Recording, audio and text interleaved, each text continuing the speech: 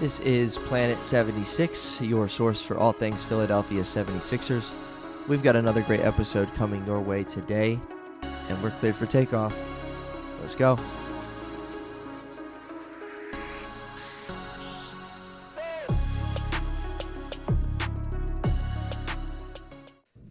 What's going on, everybody? Welcome to Planet 76 episode. I forget. It's not 30 yet. I was going to say, I know we're right on the cusp of pushing. 30. I think it's We're pushing. 29. I think it is 29. Mm-hmm. I think it is 29. It is 29. All right. Planet 76 rolling right along. We got a fun one today. That's for sure. I have no notes. This page in front of me is blank. I'll probably write some stuff as it comes to me, but this is off the dome here on Planet 76, and really it's going to be, just a brief recap of the last couple games. So we played the Celtics and the Hawks since we last recorded, and then we have a two-game trip. 2 games in one city in Charlotte coming up, and so thought we could give just a decent amount of time to talk about those 2 games coming up in Charlotte here on this episode, give you a preview of what's to come with that. So, Michael, where shall we begin? Well, I think it's only fitting that we start this past Wednesday in Boston, where unfortunately the Sixers fell to the Boston Celtics by, what was it, 2 points? 1 point. 1 point. 88-87, yep. Man.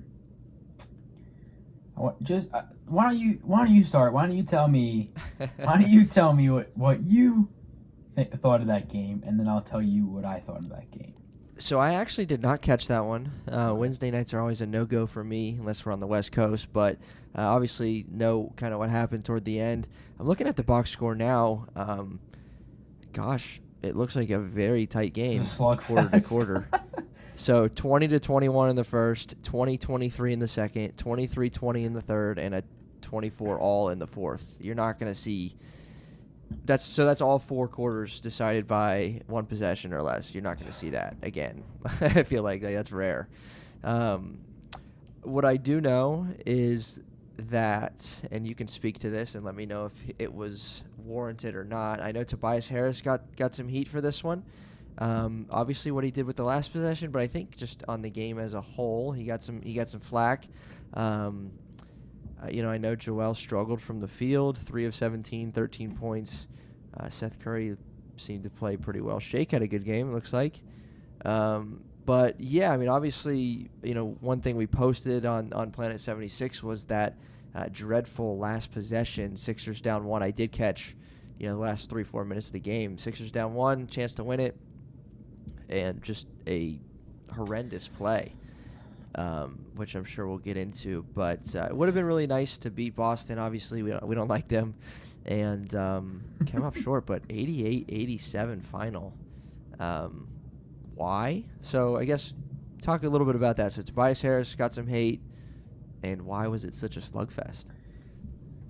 Yeah, I think slugfest is the perfect word for it, because as great as both teams were on defense, also both teams couldn't really score the ball. I mean, even though both teams got, I'm pretty sure the Sixers had a ton of opportunities to score in the fourth quarter, and it's been happening with them for God knows how long. They get chances to score and take the lead or keep a lead, and they just can't convert on open opportunities. And I saw a little bit of that with the Celtics too, although I think the Celtics were a little bit better defensively than the Sixers on Wednesday night. And I think that, like I said, was also a reason as to what happened with the game overall. And yeah, Embiid, like you mentioned, Embiid didn't have a great shooting night.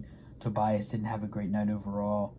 And that last possession, they didn't even really need a 3. I know you want to go for the win and all, but a 2, I believe. They only lost by 1, right? Yeah. Yeah, a 2 would have gotten the job done. And that late game play calling, just so questionable. Like, something else has to be. There has to be another option in a situation like that. Right. You can't hold the ball for 4, almost 5 seconds, and then get it to Harris, who then holds it for 5 more seconds, and then Right. have only 3 seconds to shoot, and then get blocked.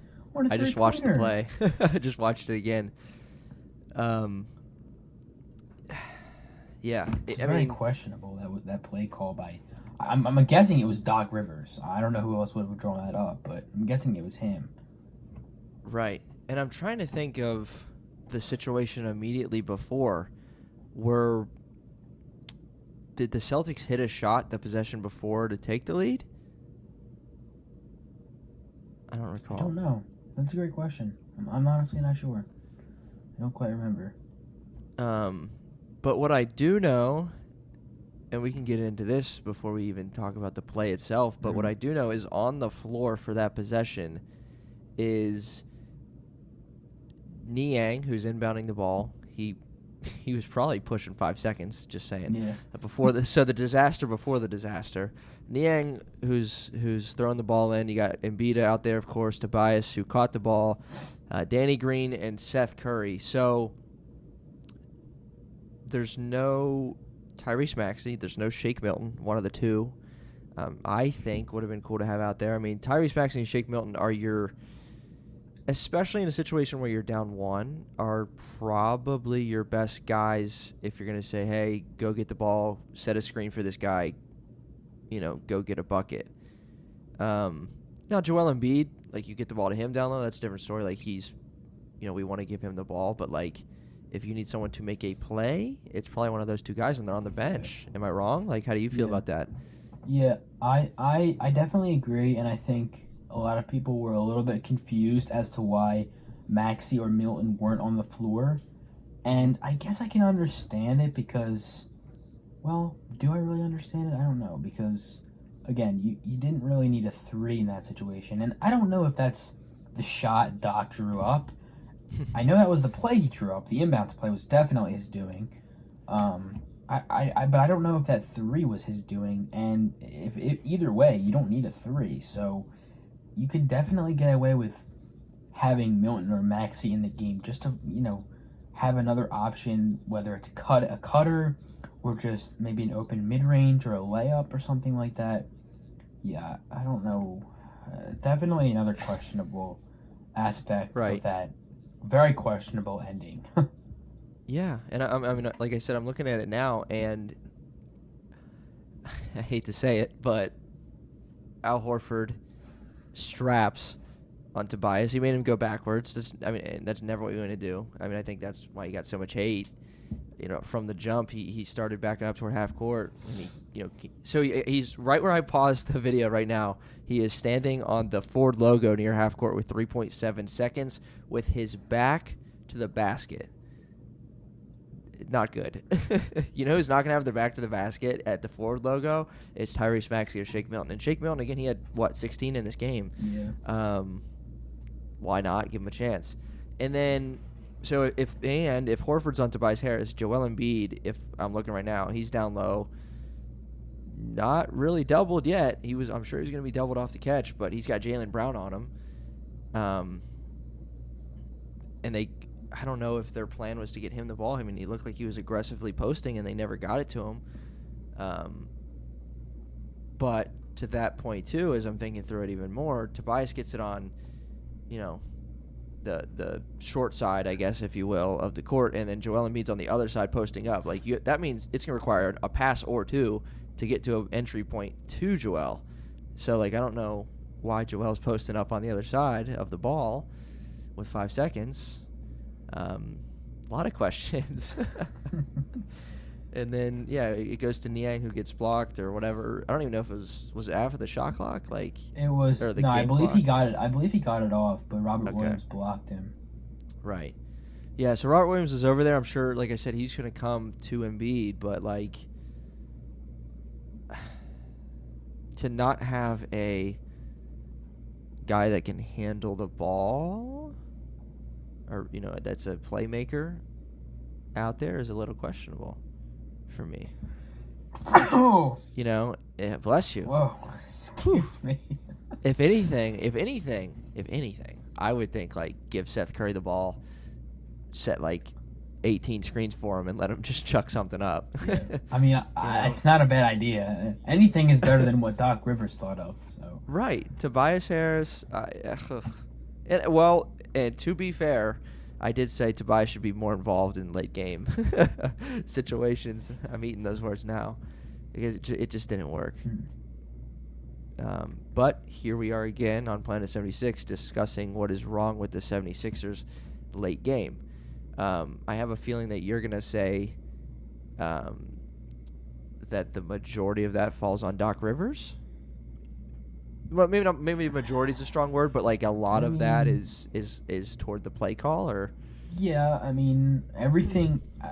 What it all comes down to is the fact that in the late game, off a timeout, everything comes directly from the play call, and if something is wrong with the execution or the creation of the play, I mean, obviously no play is perfect, but most plays, like, coaches have plays that they go to at the end of games, and they usually work. And if it's not one of those plays, it's probably a little flawed and it's not going to work. So, like, even though there isn't a perfect play, I mean, somewhere along the line something got messed up because, again, that's not the look you want, and you don't want to be holding the ball for, like you said, like we both said, pushing 5 seconds from a sideline inbound pass. That's not what you want.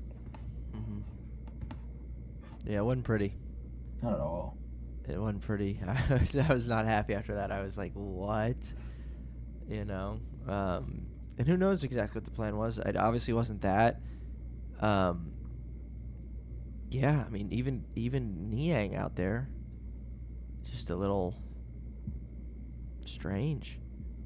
You know, why not just, and again, perfect armchair Sunday, whatever, Monday morning quarterback right here, but like, throw Danny in the corner where he's comfortable, push him down there, give Shake the ball and put Tobias out where Danny Green was on the wing, and let Shake either make a play or find somebody, because I promise you he can do something to get by his one-on-one defender, and someone's either going to have to help or they're going to give him a mid-range or something, you know? So, whew. Is that enough enough negative talk here? Or? I mean, it's. I don't know if it's so much as negative as it is just breaking down the game, because really, I mean, the wrong of the game came in what we're talking about. So I mean, we gotta break it down. But yeah, I think for the most part, I think that was. I mean, literally, they lost because of that. So like, if we're talking about what actually happened as with the outcome of the game, this is where everything went haywire. So I would say we hit it right there. I would say we hit it right there. Yeah. Yep. All right, and then some more positive vibes on Friday night in Atlanta. This one felt good. That was a crazy Sixers game. win, 98-96. Joel, very good to see him. He had 28 and 12 to go along with 4 assists in that one. He just looked good. All 5 starters in double figures.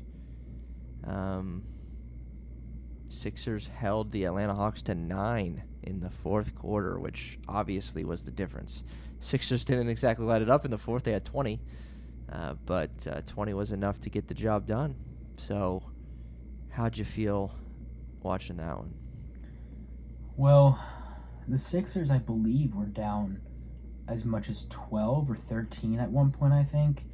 And I was just thinking, wow, I mean, are they really going to let the Hawks just stomp them like this? Are they really just going to let the Hawks build up this huge lead? And I was very surprised as to how the Sixers were able to end this game. Like you said, I think the Hawks went 4 straight minutes without scoring in the fourth quarter. And I was thinking, well, okay, this game's getting close. The Sixers they slowly but surely were catching up. Obviously, they took the lead, and then it came down to a Danilo Gallinari three-pointer, which he somehow always manages to be open all the time. Like, this dude just finds his spot. I mean, he's a veteran, so I would assume so, but he just finds his spots. He's always open, and thankfully this time he could not make an. I don't even think he was that open, but a 3-pointer. Again, I guess other NBA teams do this too, but a 3-pointer and you're down by 1, and there was what 4 seconds left, I believe. Right. I don't know if that's the best play to draw up, and obviously, Gallinari is probably the guy that you want taking that shot, or at least one of the guys. But 3-pointer, I just don't know. And I think Trey was being guarded by Thibault, so a little bit of denial there from the Sixers. But again, 3-pointer down by 1, I just don't know if that's the shot you want. I just don't think that's a good shot at all. Right. Good for us. Yeah. Good for us. Yeah, definitely. It was good to see Joel play well. Yeah. 10 of 23 from the field, but to have 28 and he started off very slow, which big shot at the end. Yeah, which wasn't the